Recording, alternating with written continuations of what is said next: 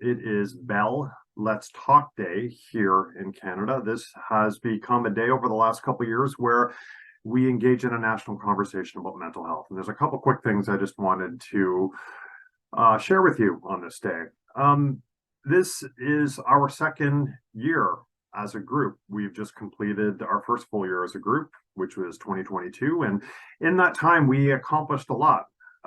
We helped raise $400 for the Do It for Darren Foundation, which is a foundation here in Ottawa geared towards helping those with mental health problems who are in their teens. So we did an event back in the spring along with the Suzuki Association of Ontario, which is a music association, and we helped raise $400 at that time. So we're really proud of that.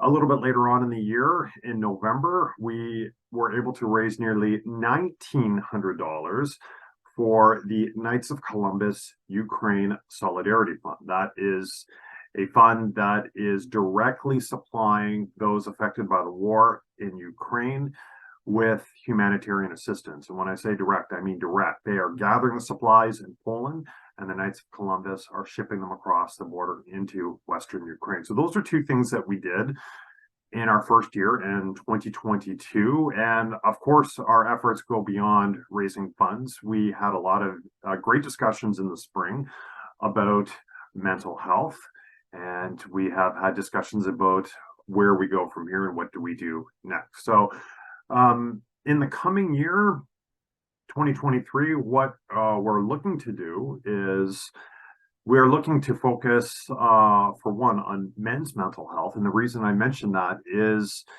unfortunately, men are 4 times as likely to succumb to suicide than women. So it is an area of the mental health conversation that still needs a lot of work.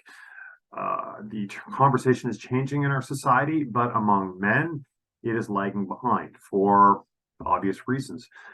So that is something that we're looking to focus on. And in particular, we are working on possibly bringing our message, my message, I should say, my story, to Knights of Columbus councils. For those who don't know, I'm also a member of the local Knights of Columbus Council at St. Martin de Porres Church, and I am in talks with the Ontario leadership of the Knights of Columbus to start bringing my message out to Knights of Columbus councils, hopefully throughout the province. We're still in the early stages.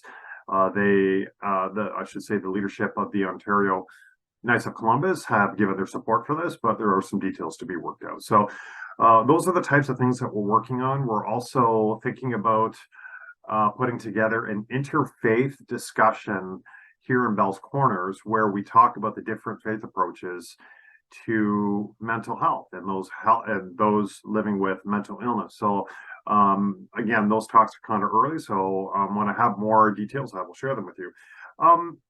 2 other small things I want to mention. One thing I have come to realize over the last couple months is whenever I talk about my mental health story, I kind of pause and I start to think more and more that my mental health story is not really my mental health story. What I mean by that is my mental health story is also your mental health story. And what I mean is, for every person that has helped me, has attempted to help me, or has encouraged me to go get help, you're part of that story. You're part of the solution. And I thank you for that. And I think it's the same for anyone who's dealing with a mental health issue. For all of the people who step in to help, you are becoming part of that person's story, and you are an important part of that story. So keep up the good work. And one last thing I did want to mention, and this is something that I have come to realize over the last couple of years, is for people that are mired in the depths of depression, let's say, they often think a couple things. I'm all alone. No one can help me. And no one understands what I'm going through. And there's no hope.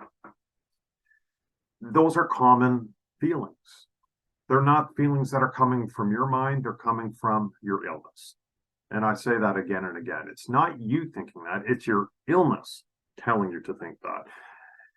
But putting that aside for a minute, if it is true that you are in this all alone, there is no help for you, that you're all alone and no one understands you. I often tell people who might be thinking this is take a bow and give yourself a lot of credit. Why? Because if all of those things are true, there's there's no hope for you, there's no help, no one understands you, on and on and on. Then don't you think it's amazing that you get up every day and you deal with this every day on your own and that you soldier on in your life? I can't stress that enough, that just the mere act of getting up and going about your day when you're in the midst of this type of illness and continuing on with your life is a remarkable achievement. It is an astounding act of human will. So I usually tell people when I'm giving my speeches, I say, do a 180.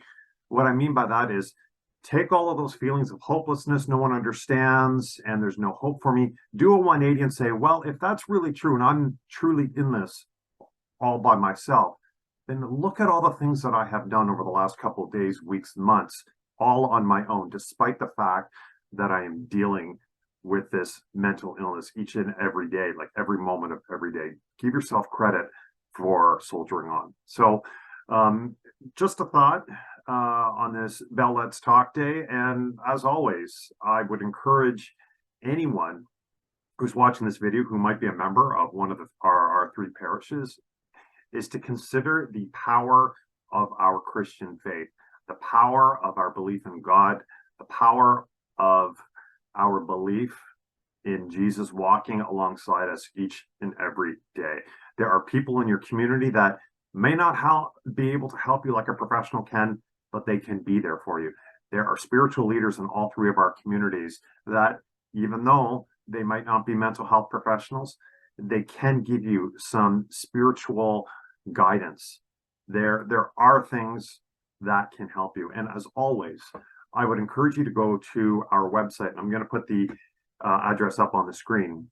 It has a full list of mental health resources that can help you. So by all means, check out our website. It is happinessprojectottawa.weebly.com. You can visit us on Facebook at Happiness Ottawa, and you can also check out our YouTube channel.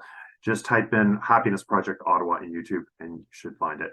So I wish you all a great Bell Let's Talk Day, whether you are someone that is living with mental illness or you're helping someone with mental illness. And I invite you to come back to our Facebook page and our website to see what we're doing. God bless you. Peace.